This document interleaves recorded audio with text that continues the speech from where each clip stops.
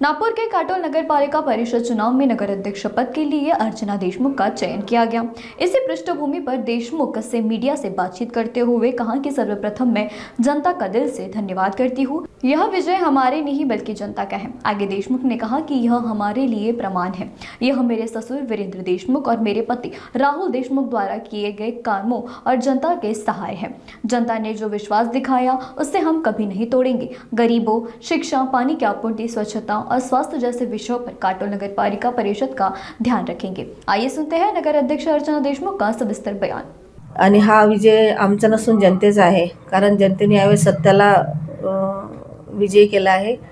आणि माझे सासरे वीरेंद्र बाबूचे जे काम आहे, माझे मिस्टर राहुल देशमुखांचे जे काम आहे, या कामाचं पावती म्हणून आज आम्हाला जनतेने कौल दिला आहे आणि आम्ही ते कौल त्यांचा स्वीकार करून आम्ही खूप चांगल्या प्रमाणे काम करून दाखवू। जनतेच्या विश्वासाला आम्ही तडा जाऊ देणार नाही, असं आम्ही काम करून दाखवू।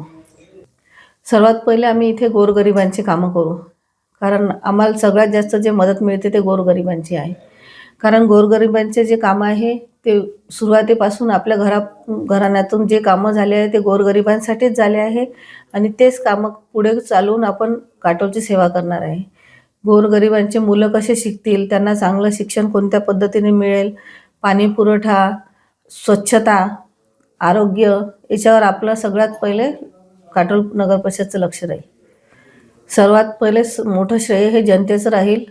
आपले जे लीडर आहे पक्षाचे, दोन्ही पक्षाचे जे लीडर आहे त्यांचं तर आहेच खूप मोठं श्रेय, पण सर्वात जास्त मोठं श्रेय हे जनतेचंच मानावं लागेल।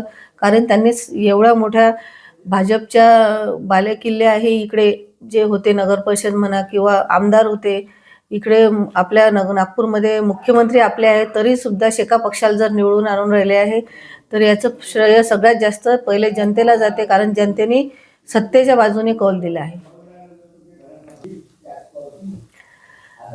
काटोल नगर परिषद मध्ये निवडणूक झाली आहे, त्याच्यासाठी किती मोठे आले, भाषण झाले, इथे सगळं मोठा कार्यक्रम झाला, रॅल्या खूप मोठ्या मोठ्या कोणत्या पद्धतीने काढल्या गेल्या हेही सगळ्यांना माहीत आहे।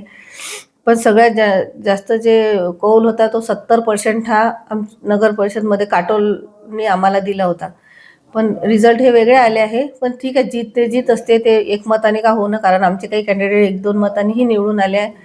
त्याच्यामुळे प्रत्येक कॅन्डिडेटचं महत्त्व, वोटिंगचं महत्त्व हे खूप महत्त्वाचं आहे, या इलेक्शनमध्ये दिसलं।